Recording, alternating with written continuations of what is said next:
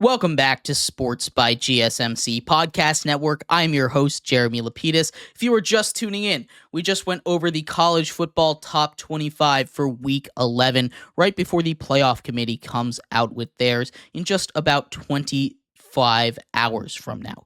In this segment, we turn our attention to the NFL. A crazy weekend, but more crazy, the deadline.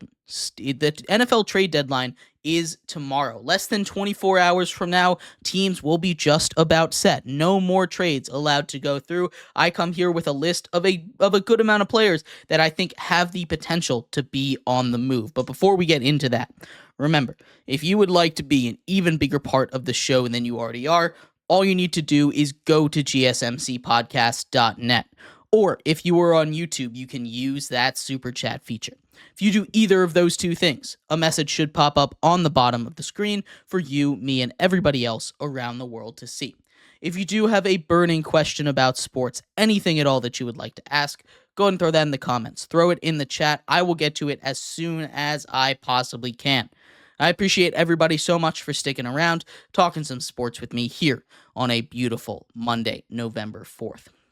But like I was saying, we are going to get into the NFL trade deadline. The deadline is right around the corner, less than 24 hours to go. Who will belong on the same team? Who will be on the move? It's not always easy to tell. Trades can come out of nowhere. We had one where the Broncos traded outside linebacker Browning to the Cardinals, a team in the Broncos that I did not think would be sellers. That's not really a selling move, but a good move for them. That one came earlier today. Not a huge transaction, but still, it shows you trades can come from anywhere.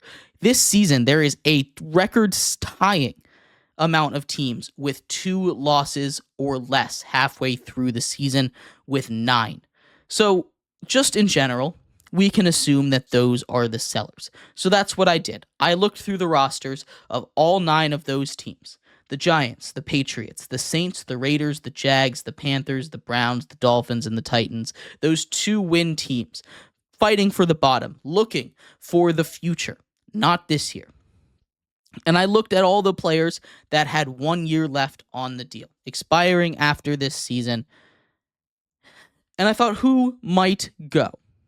So I made a little list. And there are a couple of guys that I think are juicy for this trade deadline. And I think the biggest one, the last really big fish to go at this deadline, is going to be Azeez Ojulari.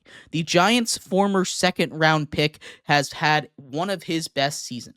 He's come in relief after Kayvon Thibodeau went down, and he has played amazing football. Ojulari has always been a sack master. He has come in this season, 6 sacks already, only starting about 4 games.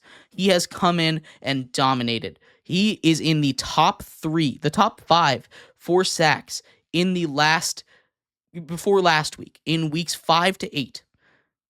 He was in the top 5 for sacks, along with 2 of his other teammates. That Giants defense has been hounding other quarterbacks, and Azeez Ojulari has been a huge part of that. 6 sacks on the season, and there are a couple of teams that could really use a pass rusher. Teams like the Lions, for instance, after losing a player like Aiden Hutchinson. An expiring contract for Azeez Ojulari, and he's going to get paid. Someone's going to pay him in the offseason. He's very, very good.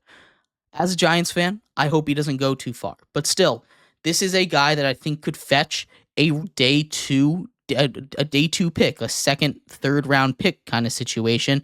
Azeez Ojulari is, I think, the biggest fish left on the market, and I think the Lions are a team that could go out and get him.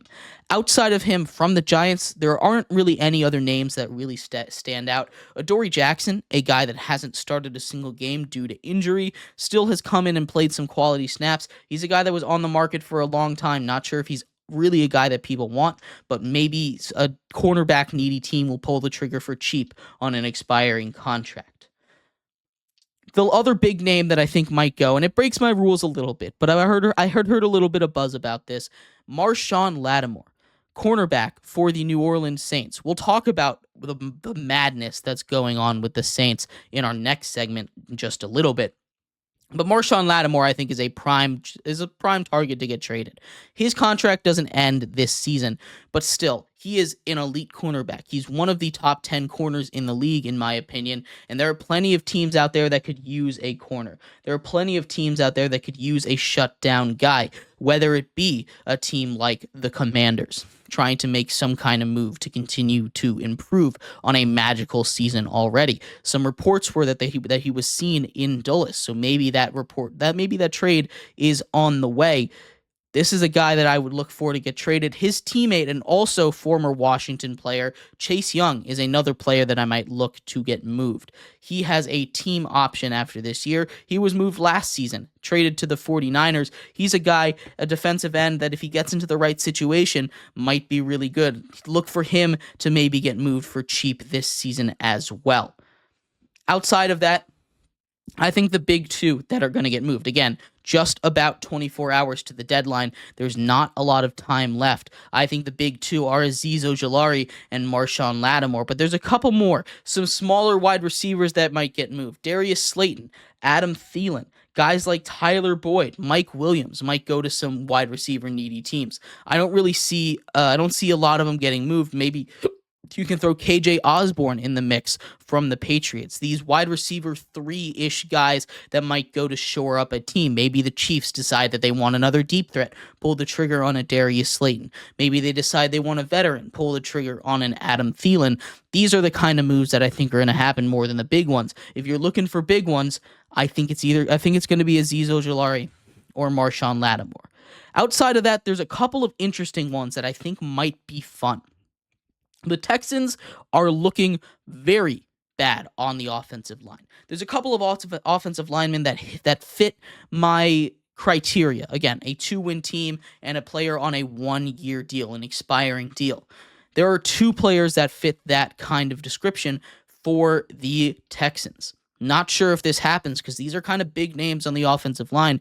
Brandon Scherff from the Jaguars. We've already seen the Jags be willing to part ways with some players. They traded Cam Robinson to the Vikings. If we put together a similar package for the Texans, you can shore up that offensive line with a guy in Scherff who's a little bit older, but for a rental for this season, at least a temporary fix, could come in and be very effective, as well as on the Browns. And I think this is going to be like the prize horse if it happens. I don't really see it happening, but if it does, this would be crazy. Jedrick Wills, left tackle for the Cleveland Browns, fits that deal.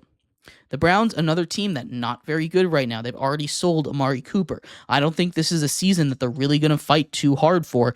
You trade Jedrick Wills to the Texans, I think you can get quite the haul. It's going to be interesting to see if that happens. But those two are guys that, if we're looking more in fantasy land for the Texans, they kind of fit that criteria of a bad team and a player that's on an expiring deal that could really help that contender over there. And one more thing I wanted to point out, the Cowboys. The Dallas Cowboys are a team that desperately needs some help. In the running back room, to be more specific, there are a couple running backs out there that I think maybe, again, they fit this criteria, this 1 year left on a 2-win team. Not all of them are going to be for trade, are going to be up on the market. For instance, Nick Chubb fits that deal. I don't think he's going to be on the market, but one that I saw that really piqued the interest, it doesn't quite fit. His deal expires in 2026 from the Panthers, Miles Sanders. Miles Sanders already kind of the backup in Carolina. They use Chuba Hubbard more than him. He's not getting the touches.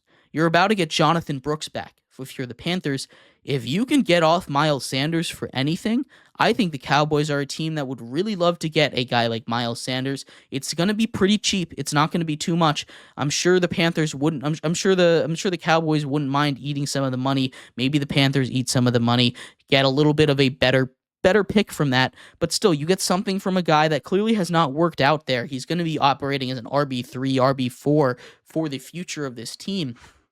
You get him out of there for something. The Cowboys desperate to make a move. That's one that I think could happen when I'm taking a look at everything. But let me know what you think. Which players do you think they're going to get moved? Which players on my list do you think should move? Who do you think shouldn't? Love to hear your thoughts. We're going to take a quick break here. When we come back, we turn our attention over to coaching.